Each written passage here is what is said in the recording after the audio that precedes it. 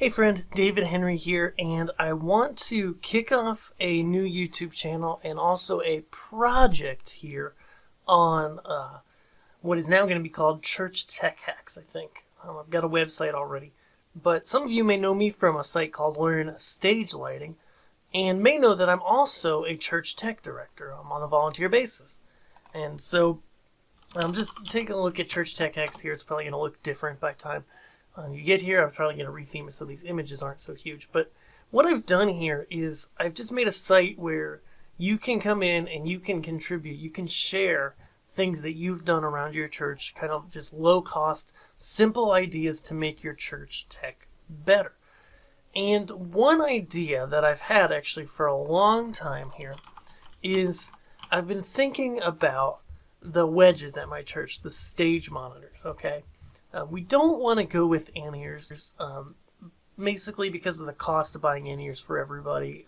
And not everybody wants it that we have, and we think that's okay. Personally, working both in the professional world of audio and lighting and also in the church world, I can see good signs to both approaches, but we have so many musicians that we use, and it just didn't seem practical to go all in-ears. It just didn't seem to make sense. So then I started looking at monitors. Okay, so our wedges are these old community DND12s, I believe they're called. Most of them are, and they're pretty terrible. Like, they don't sound good, especially on the high end. They're worn out, they're old, and they sound pretty bad. And my theory here, and I think it's true, is that because they're not clear, and this is a general good audio theory, because they're not clear, we have to make them louder so the musicians can hear everything they need. Well, we're not in a big room. We're in a sanctinasium that's 95 by 55, okay, and we play it wide. So that makes the stage volume get louder, which then pushes up the house to just be able to get clarity in the house. You know where I'm going here.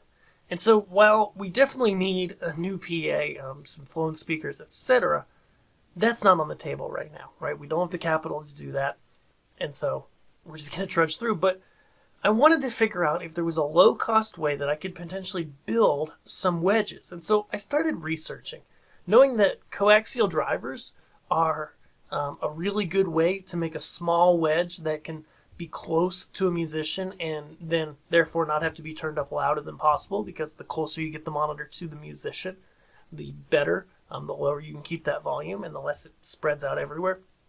So I started looking into things, and I found the Eminence Beta line of coaxial drivers. Now, these are a coax driver that doesn't have a high driver in it, okay? So it's just the low driver that you buy, and it has threads in the middle of it to put a high driver. So a coaxial driver is just a low driver, like a 10-inch or a 12-inch, usually in pro audio. And in the middle, right in the middle of the cone, where you see a dust cap typically in the center circle of that speaker cone, they put the high driver. And what this can allow you to do, if it's done right, is match up the timing really well so that when that speaker's close to someone, the highs and the lows hit them at the exact same time, which makes for better audio. That's the theory, right? So I came across a lot of designs. I looked at it for a while, Eminence's ones that they suggest, and it seemed like that the best bet was going to be to go with the Selenium D220 Ti and the Eminence Beta 10 CX. Now, I went with the 10 instead of the 12 because they're very similar in spec, but the general consensus is that the 10 performs better, and it should get loud enough for what I need. So that's where I started, and I found this design from ampslab.com from a guy named Michael Chua. I'll show you on the screen here. And he ended up working with it and got this frequency response here. There's notches in it, but overall it sounds good. It's not smooth like you may see from various manufacturers. This is the raw frequency response. And it looks really good for the cost. These are pretty value priced, and from what I gather, I emailed this guy, Michael, because he allows you for non-commercial use. He'll send you the crossover he built, and it's actually pretty complicated. And he allows you to use that. So I said, hey, for non-commercial use, my church counts as non-commercial. I'm not selling this to anybody. I'm not going to sell this design or anything.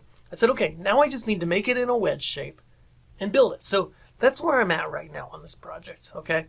I've designed it, I got into SketchUp, and I kind of learned how to use SketchUp. I've used CAD in the past, so some parts of SketchUp were easy because of that, some parts were hard because of that, and I designed this thing. So this is the internal dimensions of it, and in SketchUp I could just go to the info here, and it tells me the volume. Then I can match the volume to Michael's design. Perfect.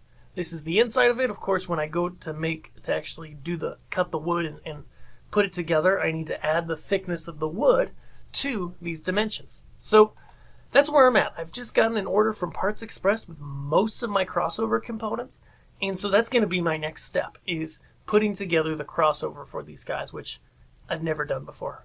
But it's something I've wanted to learn. I've always been interested in speaker design, so I want to share this really because I think I'm all about enabling the local church to do a great job with what they have. And oftentimes money is short. And today, I know at my church, I've got multiple guys who enjoy woodworking and would probably be able to help build a bunch of these things, or else I enjoy it. And with the fact that today a lot of people also have access to a CNC woodcutter that they can use, whether they know someone at a cabinet shop or they built one, it's kind of a no-brainer. So I'm looking at the budget is that these are going to end up for about $300 a speaker, and my aim, my hope, is that it sounds as good as at least a $700 wedge. And I think it's going to be, and it's going to be compact, and it's going to be cool. So if it all works out, and even if it doesn't, I'm going to post it all here on YouTube in videos, and I want you to follow along. So subscribe here to Church Tech Hacks, and I'm going to keep going on this, and I'm going to build one of these, and we're going to see how it sounds. I think it's going to sound good, mostly because I know improving over what we have is not that hard. So subscribe and stay tuned for more. Thanks.